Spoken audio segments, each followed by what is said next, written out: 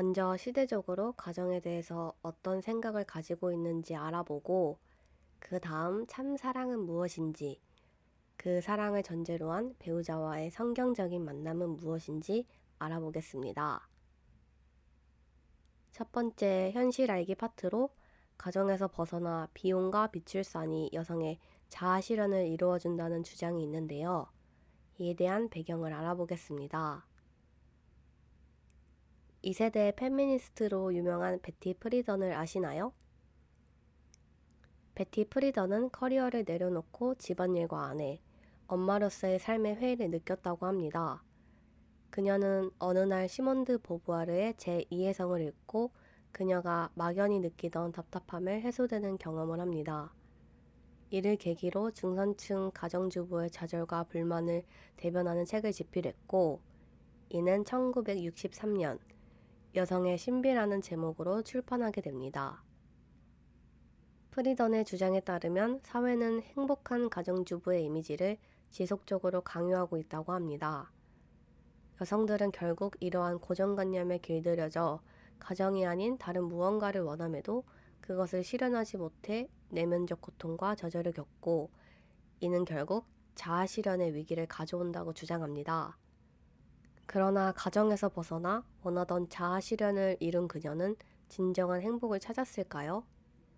이에 대한 답은 그녀의 말년의 삶을 통해 짐작해 볼 수 있습니다. 말년에 가정으로 회귀 선언을 하며 손자 돌봄에 대한 기쁨에 매우 집착함으로써 페미니스트들에게 배신감을 안겨주었습니다. 가정으로부터의 해방과 커리어를 통한 사회적 성공이 결코 그녀에게 진정한 행복을 가져다 주지 못했다는 것을 발견할 수 있습니다.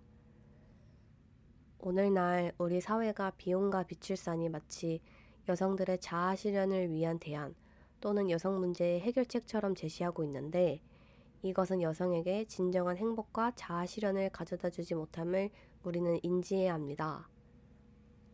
자아 실현을 위해 커리어와 사회 활동만을 중요시하는 것이 얼마나 모순적인지 드러났지만, 페미니스트들은 여전히 커리어를 삶의 우선순위로 삼으며 비혼을 주장하고 있습니다. 이러한 주장은 청년 일자리 부족과 같은 사회 경제적 문제와 결부되면서 한국에서 또한 비혼을 주장하는 층이 증가하고 있습니다.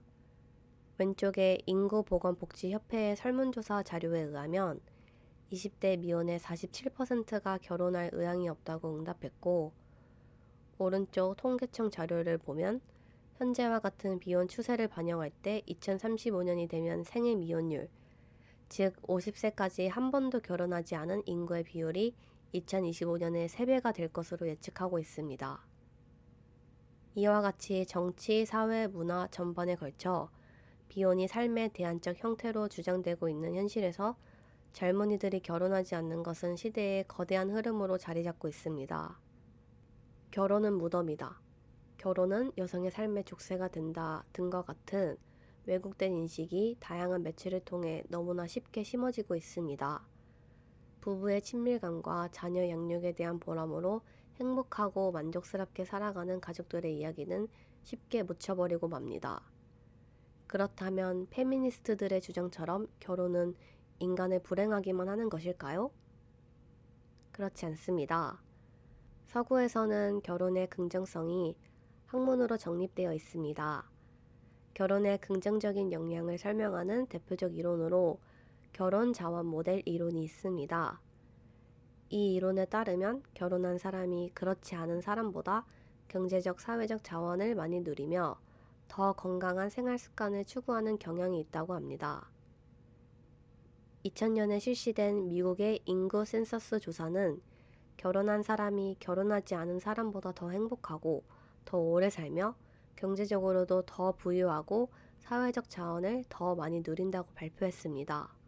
또한 2019년에 발표된 결혼과 삶의 만족도의 상관관계에 대한 연구에서도 결혼한 여성이 미혼 여성보다 행복도가 높다는 결과가 나왔습니다.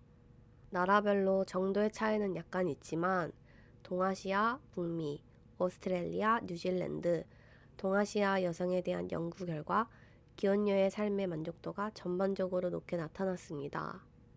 그렇다면 성경은 젊은 청년들의 결혼에 대해서 어떤 관점을 제시하고 있을까요?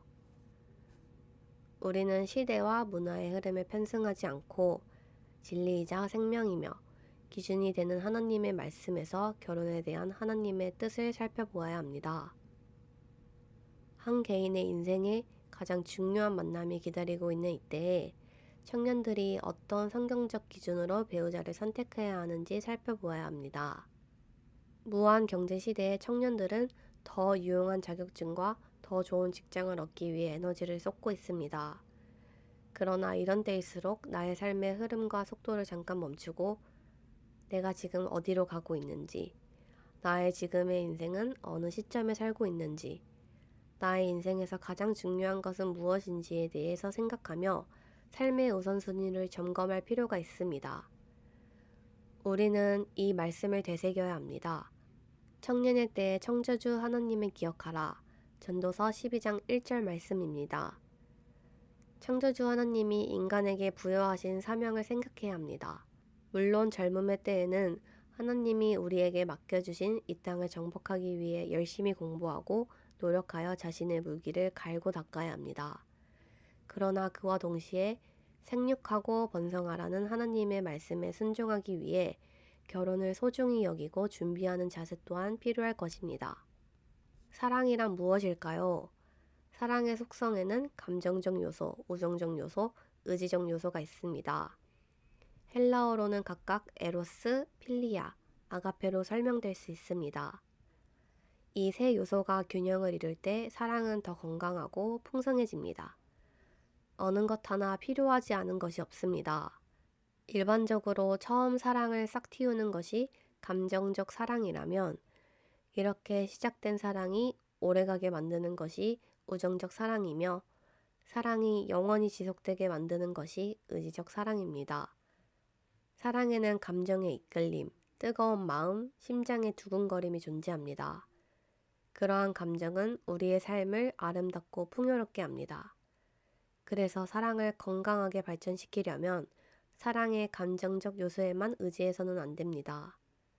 우정적 사랑과 의지적 사랑도 함께 점검하고 배워나가야 한다는 것을 명심해야 합니다. 우정적 사랑은 필리아 사랑, 즉 친구와 같은 사랑입니다. 건강한 사랑은 우정이라는 단계를 거치는 것이 바람직합니다. 대화가 잘 통하는지, 가치관이 비슷한지, 비슷한 목표를 가지고 있는지 살펴볼 필요가 있습니다. 특히 같은 진리를 공유할 경우 우정은 더욱 견고하고 깊어질 것입니다. 이러한 면에서 같은 신앙을 가진 상대를 만나는 것이 중요합니다. 의지적 사랑은 아가페 사랑입니다. 이것은 끝까지 사랑하겠다는 결단, 즉 헌신의 사랑입니다. 의지적 사랑은 사랑을 영원하게 하며 결혼을 지탱하는 가장 중요한 요소입니다. 이것은 사랑하기로 작정할 뿐 아니라 어떠한 상황에서도 깨트리지 않겠다는 언약입니다. 의지적 사랑은 하나님의 사랑, 즉 죄인인 우리를 끝까지 사랑하시는 조건 없는 사랑과 가장 많이 닮아 있습니다. 이는 신적인 사랑이지만 아가페의 헌신으로 어떤 상황에서도 끝까지 사랑하는 부부의 모습은 참 아름답습니다. 사랑하는 사람들은 데이트를 통해 상대의 인격을 점검해 보아야 합니다. 특히 자신의 인생에 책임감이 있는 사람인지, 즉 자신의 행동에 따른 결과를 인정하고 책임을 감수하는 사람인지 확인할 필요가 있습니다. 결혼은 오랜 기간 함께 살아내야 하는 힘든 여정입니다. 그렇기 때문에 무슨 일이 있어도 부부의 사랑을 지켜내려는 책임지는 사랑, 즉 의지적 사랑이 필요한 것입니다.